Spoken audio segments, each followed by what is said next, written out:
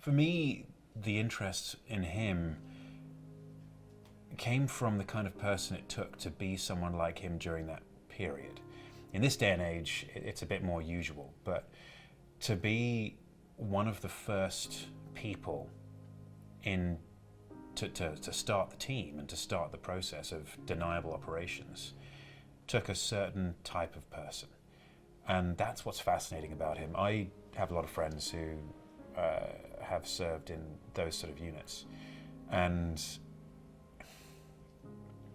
I feel a sense of duty to represent them properly. And while this is less of an historical documentary and more of a character piece, I wanted to put that sense of fun into these characters as well as the danger.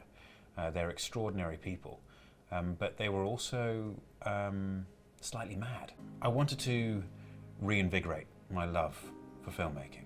I wanted to get back into a job which was going to be the most enjoyable and really sort of get my creative juices flowing again.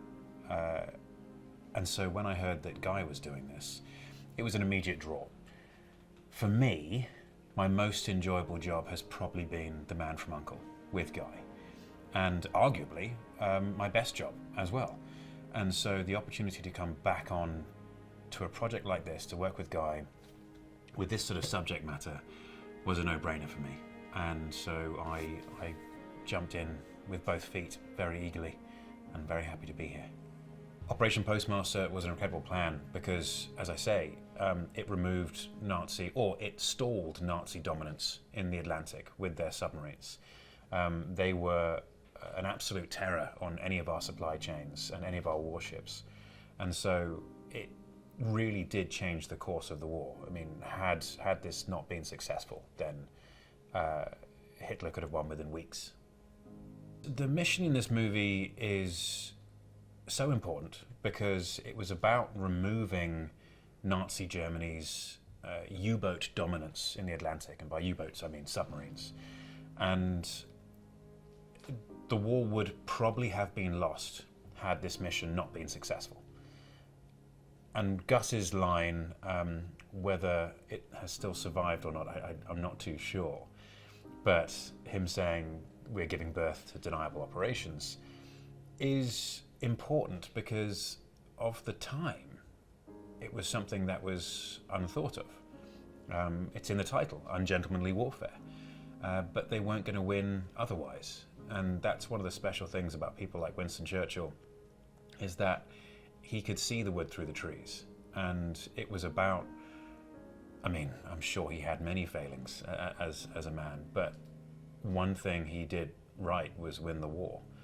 And if he didn't, by doing things like this and forming teams like this, then we'd be living a very different life now.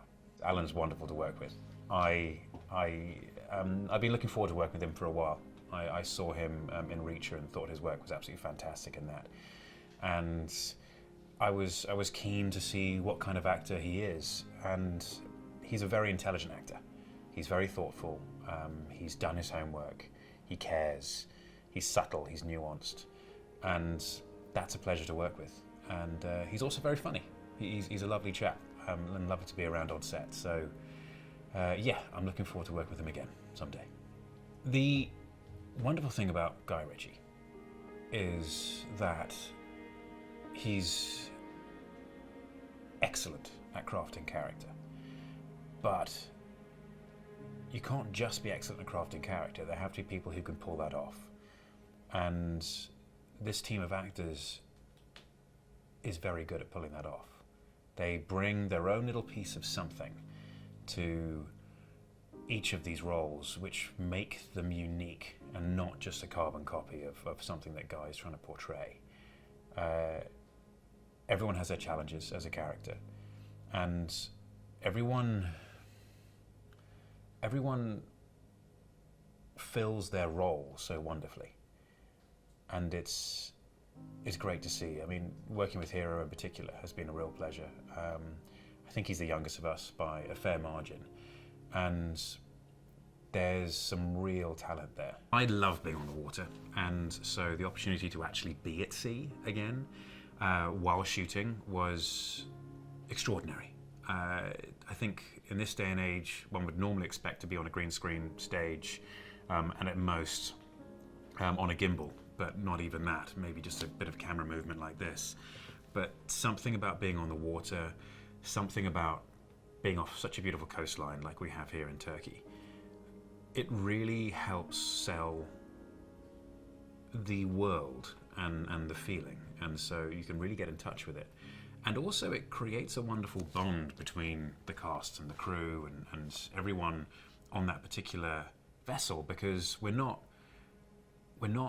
getting to just disappear off to our various corners and our various stations, and we're on the boat all day long, come rain or shine, and it feels like a real camaraderie gets built that way.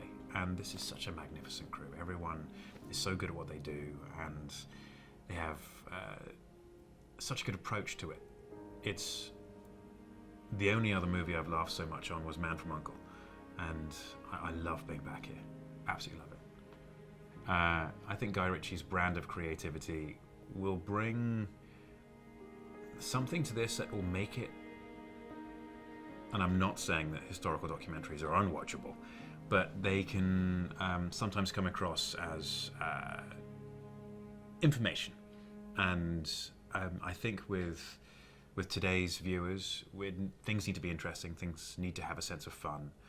And while it is historical, we're talking about an historical event, an actual mission that happened.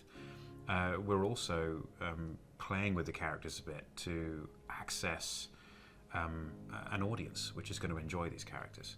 And so Guy's creativity, Guy's character genius is playing a major part in that. Expect a characterful, fun ride. This is, as much as it's about a very, very serious operation and a very serious time in human history, it is actually presented in a way that is